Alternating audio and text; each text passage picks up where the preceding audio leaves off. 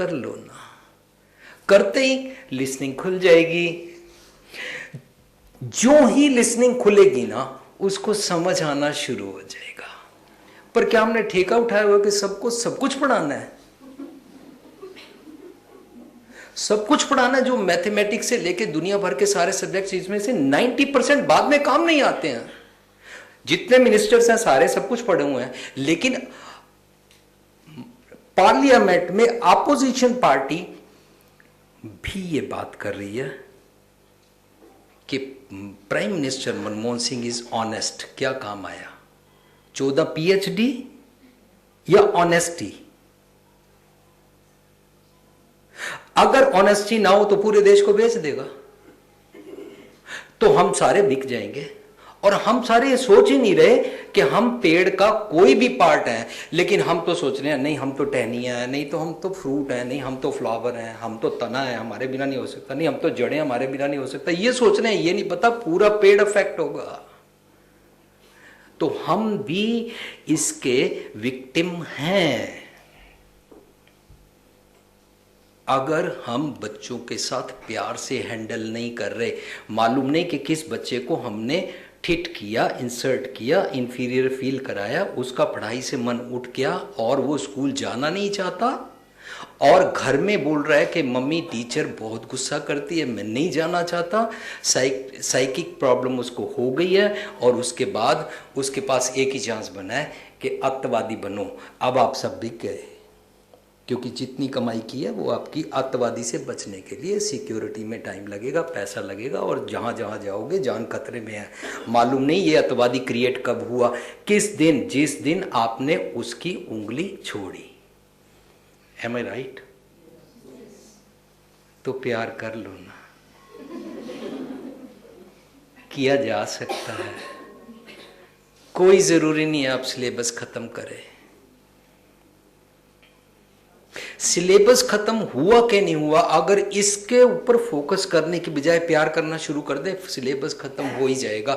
लेकिन अगर आप सिलेबस खत्म करने के चक्कर में रहे तो आई टेल यू, ये वाला सिलेबस डबल हो जाएगा विद इन नेक्स्ट 10 ईयर्स। क्यों? क्योंकि जिन्होंने वो वाली किताबें बेचनी है वो आपको ऐसे ऐसे माल डालते रहेंगे, ऐसे ऐसे एजुकेशन डिपार्टमेंट और हैवी करते जाएंगे। तो उस टाइम आप दादा दादी होंगे या नाना नानी होंगे, तो आपका ग्रैंड चिल्ड्रन आके घर रोएगा, और आपका ग्रेट ग्रैंड। किसके लिए कमा रहे हो, किसके लिए जोड़ रहे हो, किसको दिखा रहे हैं, क्या कर रहे हैं? डायरेक्शन नहीं है, speed is maintained. Am I right?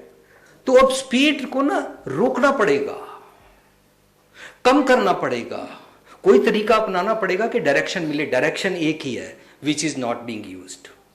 क्या? सगल धर्म में श्रेष्ठ धर्म, हर को नाम जप निर्मल कर्म। निर्मल कर्म सीख ले, निर्मल कर्म शेयर किया कर। निर्मल कर्म, अगर तू टीचर है, अगर तू डॉक्टर है तो डॉक्टरी प्रयास से कर ना, फीटिसाइड किलिंग मत कर, किडनी मत बेच, एबॉर्शन मत कर, ऑर्गन्स मत बेच। इसको बोलते हैं कि डॉक्टर ट्रू रिलीजन जी रहा है, वो भगवान का नाम ले रहा है, निर्मल कर्म कर रहा है। अगर टीचर है, पैशन से करे ना। जितने डॉक्टर हैं वो जान के, अगर किसी बढ़िया हॉस्पिटल में, फॉर एग्जांपल किसी भी गवर्नमेंट हॉस्पिटल का नाम ले लीजिए, उसमें वो जॉब करता है, वहां पर तो वो एक्स्ट्रा पैसे नहीं ले सकता है, लेकिन वहां पर बोलता है ठीक है आप मुझको मेरे प्राइवेट क्लिनिक में मिलना। क्यों? क्योंकि यहां तो उसको तनख्वाह मिलती है, प्राइवेट क्लिनिक में इसी बात के वो आपसे 500 या 1000 रुपया उगरा सकता है। M I right? तो हम भी तो टीचर हैं, हम भी तो ऐसे ही करते हैं। यहां पर कुछ नहीं हो सकता, हमारे पास आना, अलग ट्यूशन लेंगे। जब आपके साथ या ऑडियंस के साथ कहीं भी स्टेज पर मैं खड़ा होता हूं तो मैं सोचता हूं ये वर्ल्ड कप होने वाला है, fine, let us start. 90 minute की सॉकर शुरू करो। I was right out player in India. चलो अब सॉकर शुरू हुआ, अब दिल से पूरी तरह से खेलो। ये जो अभी टेस्ट मैच शुरू हुआ, इससे पहले इंडिया 11 या किसी साउथ इंडिया या किसी और से खेला जाता है, वो 3 दिन का होता है, वो प्रॉपर टेस्ट मैच या वनडे इंटरनेशनल नहीं होता है। पर तब भी क्या टीमें ढीले से बॉल फेंकती हैं? तब भी क्या शॉट मारने वाला, यार कौन सा अखबार में आना है, इसका क्या इनाम मिला? No, they just play properly. तो आप जब आए हैं ना, तो ये आपका टेस्ट मैच शुरू हो गया, ये आपका वर्ल्ड कप शुरू हो गया। इसको पूरे पैशन से खेलो। जब पैशन से खेलते हैं ना, खेलते टाइम बड़ा मजा आता है। उसके यहाँ पर फ्राउंस नहीं बनते हैं, उसकी त्योड़ी नहीं चढ़ती है, उसको गुस्सा नहीं चढ़ता है, वो प्यार से करता है, वो एंजॉय करता है। लेकिन टीचरों को एक आदत पड़ गई है, जो प्रैक्टिकल आदत को मैंने आपके ऊपर अप्लाई करके लगाने की कोशिश की है, पर आप में से कईयों को नहीं होगी। न्यूयॉर्क में हमारा सुपरमार्केट स्टोर है, उसमें कितने अमेरिकन गोरे गोरियां काम करते हैं। एक लड़की किसी बड़े अमीर जूश की बेटी थी, और उसको उसके बाप ने बोला, ये लोग इंडिया से आए हैं पर ये बड़ी मेहनत से काम करते हैं, इनसे ना काम सीखना चाहिए, दे आर रियली जीनियस। ये टाइम की परवाह नहीं करते हैं। अमेरिका में जितने भी लोग हमारे को काउंटर पे आके बोलते हैं, Indian doctors are the best doctors, I always love to have Indian doctor when I am in the hospital, you know he does not look at his watch.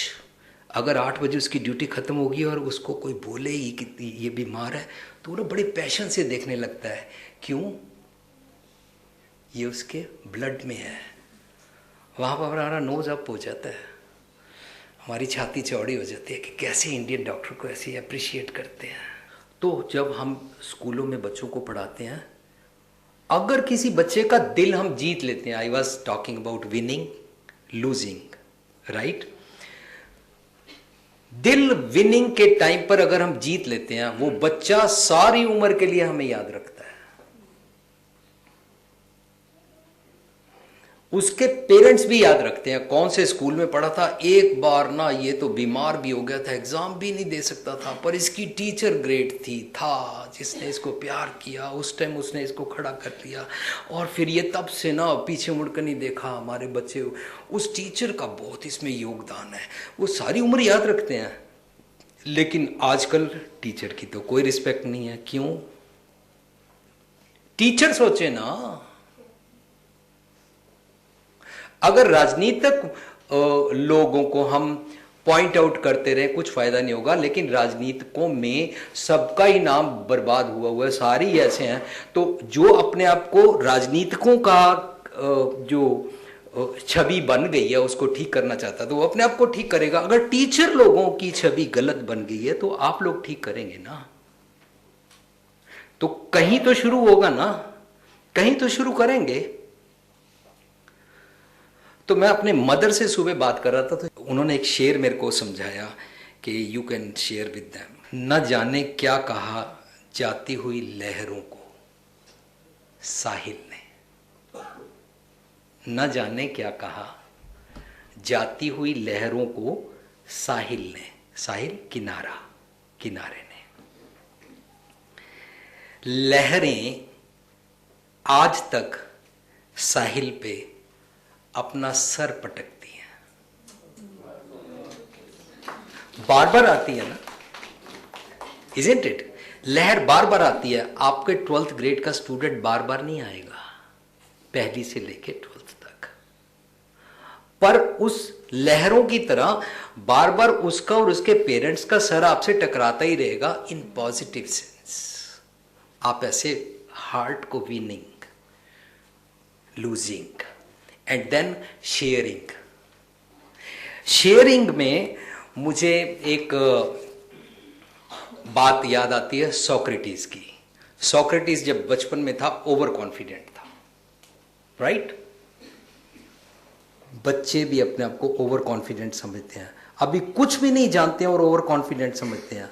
लेकिन अफसोस ये है कि टीचर के पास हर किस्म की डिग्री है, सब कुछ जानती है, वो भी जानता है, वो भी ओवर कॉन्फिडेंट है कि मुझे सब कुछ पता लग गया एंड क्लोज्ड। मोनोटनस लाइफ हो गई, अब कुछ भी नहीं सीखना चाहता। कोई भी बच्चा अगर कुछ कहना चाहे, सोक्रेटिस का ये सीन तो मशहूर है ना, कि जब एक बच्चा दीपक लेके आ रहा था तो सोक्रेटिस ने पूछा, सब आप जानते हैं ये कहानियां, सोक्रेटिस ने पूछा चलो इसके ऊपर ज्ञान झाड़े, ये दीपक जो जल रहा है मालूम है ये रोशनी कहां से आई? तो बच्चे ने इमीडिएटली फूंक मारकर बुझा दी और बोला, सर पहले आप बताओ कहां गई। अगर कहां गई आपको पता है तो मैं बता दूंगा कहां से आई। इसका मतलब कोई भी दुनिया का इंसान सब कुछ नहीं जानता है, टीचर भी नहीं जानता है। जेंडर को बीच में से निकालते हैं, teacher does not know at all. सिर्फ अपनी पढ़ाई किया, पढ़ाई के बेस में तो जॉब मिल गई, उसकी तो सैलरी मिलती है। अब क्या हम प्रूव कर रहे हैं, कौन से फ्लावर बना रहे हैं? अभी तो ये छोटे छोटे बर्ड्स हैं, तो इन बर्ड्स को हम फ्लावर कब बनाएंगे? क्या फ्लावर बनने से पहले इनके अंदर से फ्रेग्रेंस खत्म कर देंगे?